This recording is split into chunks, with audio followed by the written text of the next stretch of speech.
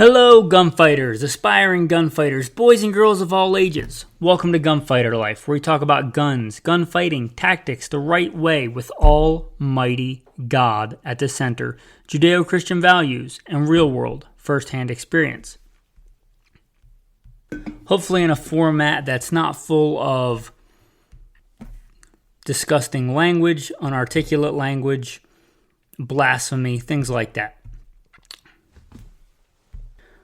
With that, today I'm going to be answering questions. Why should you care about my answers? That's a valid question. For that reason, I'm going to put in a rapid-fire version of the bio, and then we'll get into the Q&A.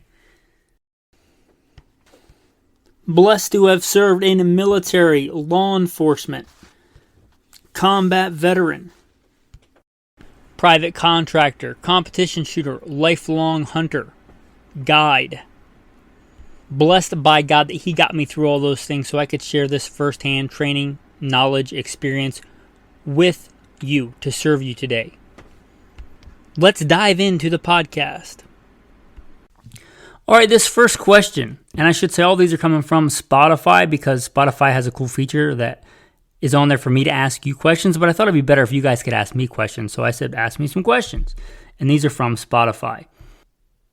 The first one was from a gentleman that said, hey, I put an aftermarket slide on my Glock and now it won't come off. Here's what I recommend that you do, good sir.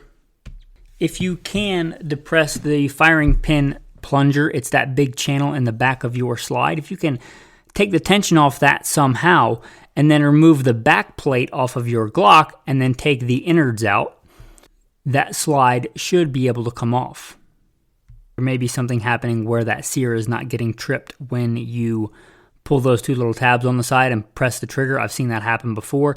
If that does happen, then try what I said. Try and relieve the pressure on the firing pin spring plunger apparatus. Remove that back plate and then take all the innards out of there. And then the slide should come off. There should be nothing else able to hold it on there.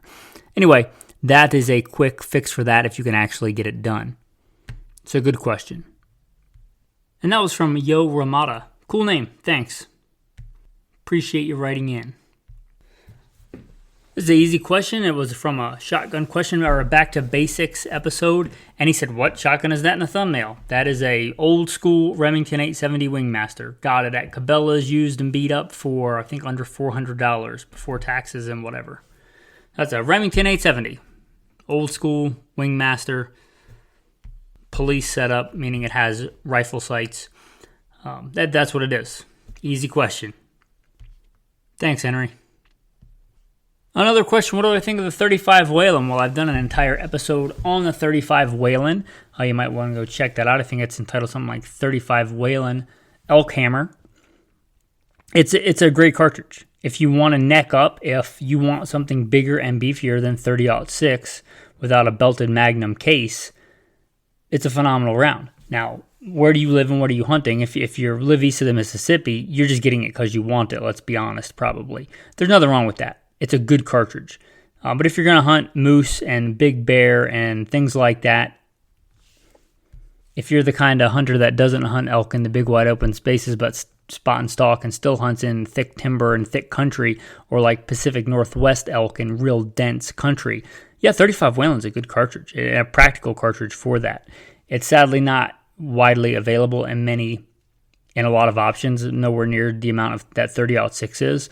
And, 30-06 with a 220 grain bullet will get you most of the way there and you have a lot more flexibility. But 35 Whelen absolutely is an elk hammer. It's a good cartridge. This next one is from Patrick Essie. And I'll try and read it verbatim. Could you please explain why shooting 22 is good for training, even though 22 does not replicate closely the recoil of a battle rifle or pistol? Yeah, I'm going to assume that's an honest question, and I certainly will answer that for you, because recoil control is but one of a very minute part of actual training. Recoil control is important, and you should absolutely train with your actual battle setup or your hunting setup. You absolutely should. You should absolutely run your carry gun with its carry ammo. You should absolutely run it with full powered loads. You should absolutely make sure your gun works with that load. You should absolutely make sure that your AR setup is zeroed for your whatever, say you're running an AR that it's zeroed and set up and cycles and feeds well with Spear Gold Dot 55 grain. You absolutely should do that, and you should put rounds through that and train with that. But recoil control is but one small part of that. If you have, let's say, a tactical carbine and you have a 22 setup, very similar, maybe a cheaper version, but of a very similar height over bore red dot optic and a 22 setup, if you're only working on one-shot drills, if you're working on up drills, if you're working on, going from the low ready to getting a shot on, let's say, a 4-inch plate from standing, sitting, kneeling, prone in a certain amount of time, let's say a half a second, standing to getting a hit on plate at 50 yards, you're firing one shot for that drill, the recoil control is nil for that drill. You're building the skill of going from a ready position to a firing position. Also, if you're working on what should be the bulk of your training, the fundamentals, like if you're just trying to see, let's say your accuracy standard is you're trying to get, let's say 10 shots standing offhand, meaning unsupported, on a 4-inch steel plate with that AR set up with a red dot at 50 yards. Let's say you're going for 5 in a row or 10 in a row, whatever your accuracy standard is. There is no time limit for that. You're practicing the fundamentals. If you can't shoot good slow, you're not going to shoot good fast. And if you're pushing yourself on those fundamentals, that can be a frustrating drill. And you might waste 100, 200, 300 rounds on your accuracy standard. Ask me how I know. Do you really need to, let's say you have, unless you just have a blue sky budget and you're just making it rain, or Uncle Sam is buying your ammo, which I've certainly been blessed to be in that situation. But if you're buying your ammo, are you going to get better shooting, doing the reps with, 1,000 rounds of 22 or 50 to 100 rounds of 5.56 if the drill itself doesn't actually warrant recoil control? Now, if you're doing bill drills, absolutely. If you're doing a bill drill, you are going to benefit more by shooting a full-size 9mm than a 22. But if I'm working on transitions, right, if I'm working on shooting one plate, transitioning and shooting another plate, I should have vastly recovered from that recoil by the time I go to the other plate. So it doesn't make a whole lot of difference, and I can get a lot more reps in with the 22. Also, since I also talk about hunting, let's say you're working on this season, your last couple seasons out, you've done a lot of shooting from the kneeling position on game, and you know that your kneeling position could use some work. If you're working on shooting tighter groups in the kneeling position, with a bolt action, let's say you have a bolt action hunting rifle and a bolt action 22, well, you should greatly, let's just say the time in which you are hindered from shooting and getting a fast follow-up shot is likely hindered, unless you have some big, crazy, obnoxious caliber. You're likely recovered from that by the time you work the bolt.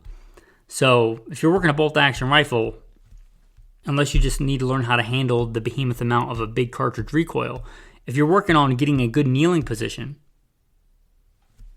or working on, how to get a good sling, a good hasty sling, you can do that with a 22. So, yeah, does it do the same for recoil control? No, absolutely not, and I'm not pretending that it does. But recoil control is but one small part of training. You could be the absolute rock star best at recoil control, but if you can't hit your target in the first place, the fact that you recover from that shot is kind of a moot point. You can't miss fast enough to win.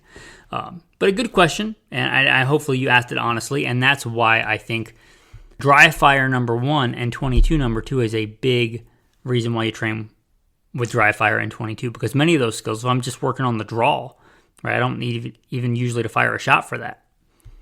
Anyway, those are some thoughts there. Good question. Appreciate you there, Patrick Essie. This is somebody responding, I think, with what they carry, which is always interesting if you guys want to know. And they say a SIG P225A1, class and comfort. Well, it certainly is a classy carry gun. I'm a sucker for hammer-fired metal-on-metal guns. SIG P225A1. That is from Jay Raznick. Hopefully I pronounced that right. Thanks. All right, let's move on here. We got one from Henry.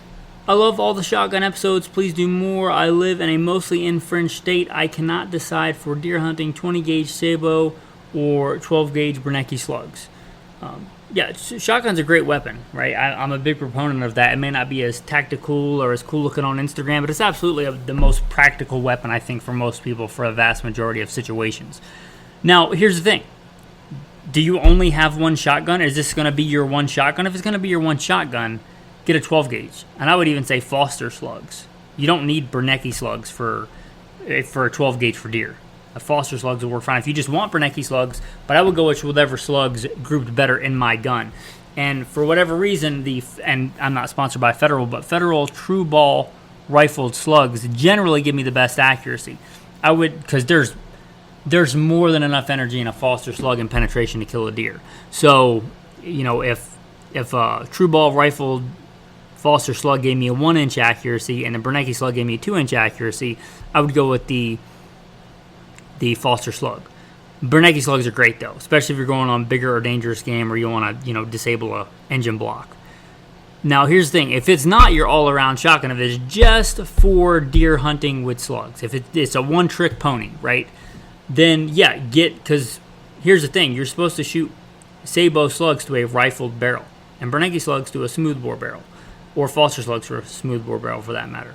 So if you're going to do the one-trick pony, you're just going to have a deer hunting shotgun, then yeah, get a rifled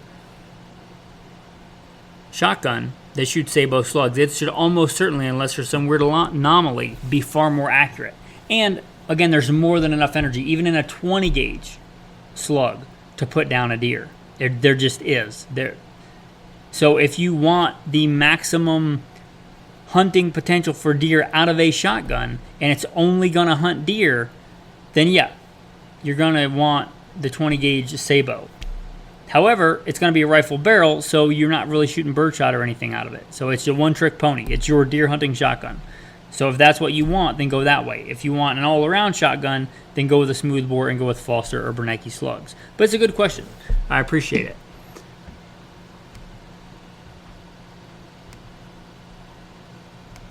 Another thumbnail question. This was having to do with the picture of me shooting a coyote with an AR. That is an AR quote-unquote pistol in 5.56 223.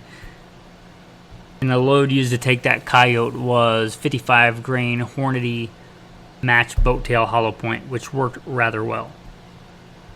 Believe it or not, that little AR pistol was one of my go-to ranch guns when I was professionally managing a ranch and big game guiding. When I wasn't actually big game hunting, when I was out just riding the fences, checking on the ranch and taking out predators, that AR pistol actually was quite handy on a tractor, in a side-by-side, in a truck. It's a good handy in and out of vehicle, quickly dispatch game rifle. That's an AR pistol in 5.56. It's got a hollow sun, I forget what model, red dot on it. 55 grain Hornady match boat tail hollow point. That's what's in that. And that's P.S.A. Upper and Smith & Wesson lower, I think. And I forget what trigger is in there, but it's a good one. This is another guy sharing with us his carry setup. And he says a Taurus PT92 SS 40 cal. Now, you'll know that I'm generally not the biggest fan of Taurus, but of all the Taurus handguns, the Taurus PT92 is probably one of my favorites. Because if you don't know, it's like you can carry it cocked and locked, single action only, which I prefer on a carry gun, and it's a model of a 92. How good the quality control is, I don't know, but I've never heard many bad things about that particular Taurus PT92. Appreciate you. That's L. Frankster. That's a cool name. Appreciate you writing in, sir. This one is not really a question, but maybe it'll benefit you guys, so I will read it.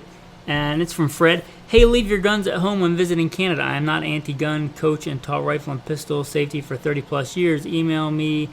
I'm not going to give his email out. For why? Cheers, Darren. Which is weird because it says cheers, Darren, and his name is Fred. Anyway, I will probably not take your advice on that. I live on a Canadian border state, and when I went to Canada in the past, I just carry a 12-gauge pump shotgun for bear defense, right? Which is totally legal unless they've changed the laws recently. Since last time I've been to Canada, 12-gauge, buckshot and slugs, and an assortment of other shells. Because I generally do like to spend time out in the backcountry and the wilderness, and you guys have neutered the ability for me to carry a handgun there, which I normally do all the time anyway. But a 12-gauge is not a bad compromise. Not as easy to carry in and out of places, but unless they've changed the law, I take a 12 gauge with buckshot and slugs when I go to Canada or when I go to California or any other place where things have been infringed. But yeah, 12 gauge. If you're going to Canada, unless they've changed the law, you go and declare to them, just like when you go to the airport, I have a 12 gauge buckshot and slugs. I forget. They give you a little piece of paper. I forget what it's called. And you're good to go. So I don't know why I would leave my guns at home when I go to Canada. If that's the case, I probably just won't go to Canada. Might as well go to Italy. Anyway, with that, but I mean, maybe you guys want to take his advice. I certainly don't want to. This one, can I do a better Noah cartridge on 22-250? Well, maybe, but I will answer quickly about the 22-250. It is a powerhouse. It is a beast. Third only to a couple of cartridges that I know of that were actually mainstream. That will be the 220 Swift that predates it. That's a little bit faster, and the 223 Remington Super Short Magnum, which I have done a podcast on, which I really, really like. It is a super fast. I'm talking about it makes the 5.56 look like a crippled pony at a horse track. It's slow compared to the 22-250. The 22-250 is cooking. If I recall, just round numbers in my head, it's like a 40 grain bullet at 4,000 feet a second. It's cooking. It is very good at varmint control. It is very good for super long range varminting, especially coyotes. It's kind of a sweet spot. It's kind of beloved among coyote hunters, but certainly will work for other things. But it's a super high velocity, I think, based on the 250 Savage, which is mostly dead by now. But the 22-250 is not dead. It's still around. It's still chambered. It's still a good cartridge. Here's another question. What are my thoughts on the Browning B.P.S. shotgun? I think it's a fine shotgun. I think it's a great shotgun. It's a Browning. It's made with Browning quality. That said, the ones that I've seen have been really beautiful, blued steel and wood, and that's just not my style because I'll trash that probably the first day I take it out hunting. But if you want a really elegant, beautiful, kind of Browning, elegant finish, polished wood stock, and they may make other models, but every one I've ever seen has looked like that. But it's a fine pump-action shotgun. If you want a fine hunting pump-action shotgun, that'd be it. Now, it's not nearly as popular, which means it's not nearly as accessorizable as a Remington 870 or a Mossberg 500 family, but it's a good shotgun. If you want a good pump hunting shotgun, it's a good one.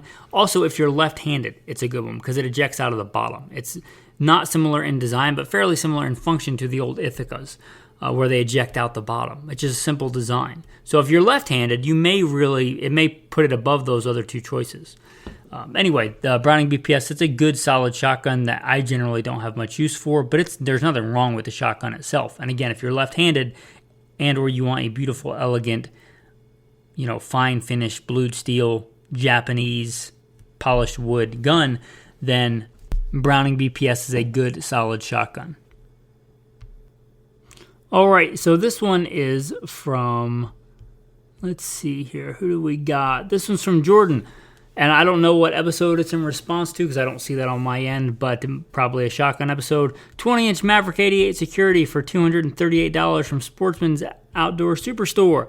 Only got a handful of shells through it. LOP is a bit long, length of pole, which is what that stands for, is a bit long, but I like it. Budget 500 with crossbolt safety. Yeah, I've said that many times, right? If you're on a budget and you want a good all-around gun, the Maverick 88 is legit. It's a good gun. On that length of pole, I'm not telling you to run afoul and do anything silly of the ATF. Don't saw the barrel off and go, get ruby ridged. But you can saw the stock off. There's no law against sawing the stock shorter. You're just making a longer stock a shorter stock. So whether it's plastic or wood, go to Home Depot or even Harbor Freight if you're on a budget, getting a budget shotgun, and get yourself a miter box saw and cut the stock to the length that you want. If you're around 5'6" to 5'9"-ish, then you probably want, if you're in a good modern fighting stance, 12 to 12.5 inches. Go longer, you can always cut it off again, and then go get one of those pretty cheap slip-on recoil absorbing pads. I think, and again, I'm not sponsored by these guys, but Limb Saver makes a good one. Get one that fits. It's probably going to be the small size since you're making the stock smaller. Since it's going to be tapered, probably the small size will fit after you cut it down. And then if it's polymer, put some cool survival supplies in there.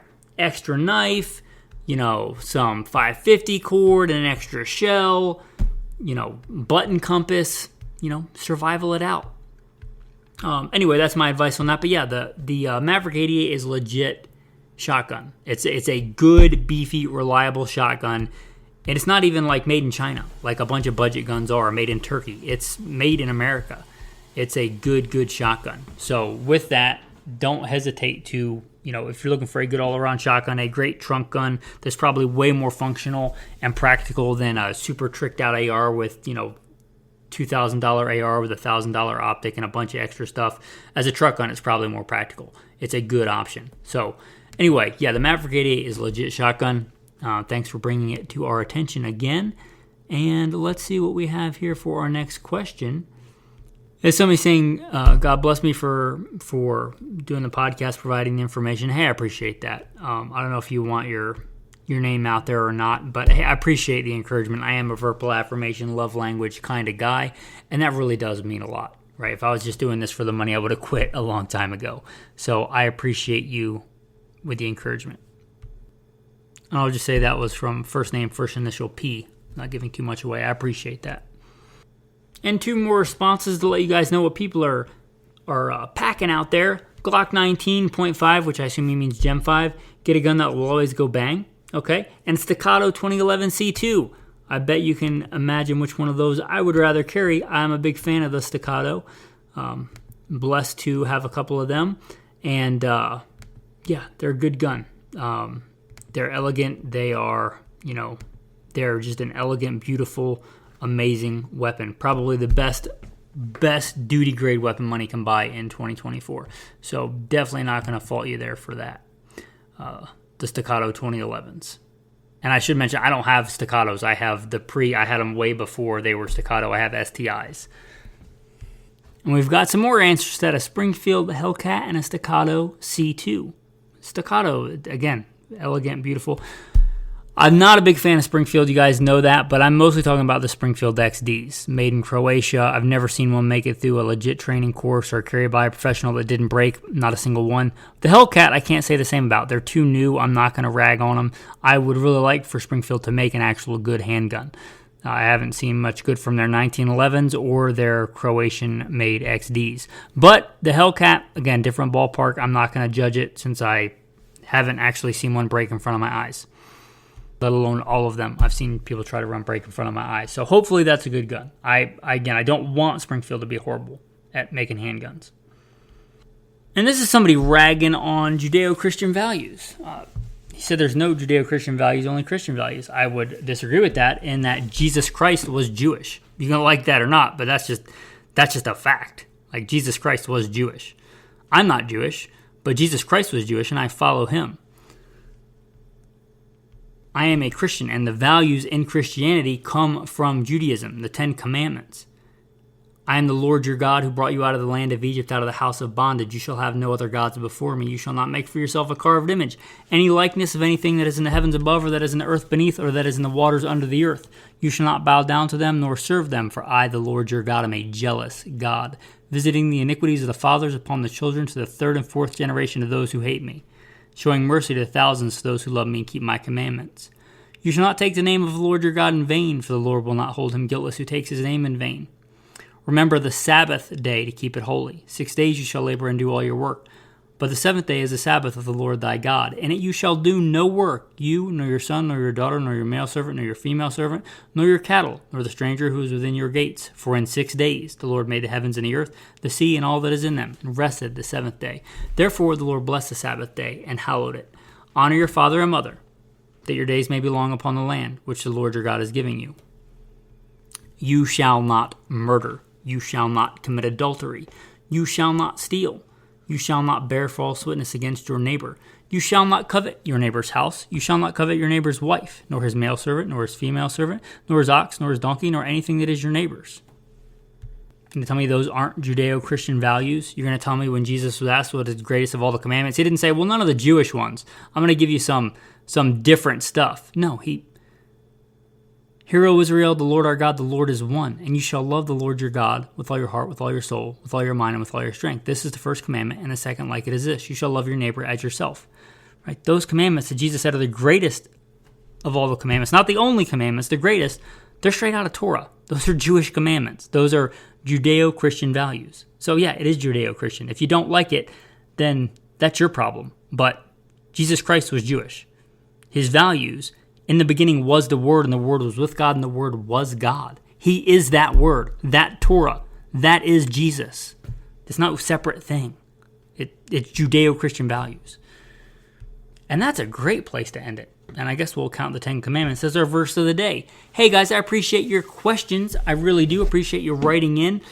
Again, those are from Spotify just because that's a platform that lets you guys ask me questions. And I appreciate them. There's not a way for me to write you back on there, really, right? So that this is the way that I respond to those when I get a chance or when I feel like answering the questions. I will answer them on there. But I appreciate you guys. I appreciate the questions. Hopefully this was helpful and informative. Thanks. And have a blessed day.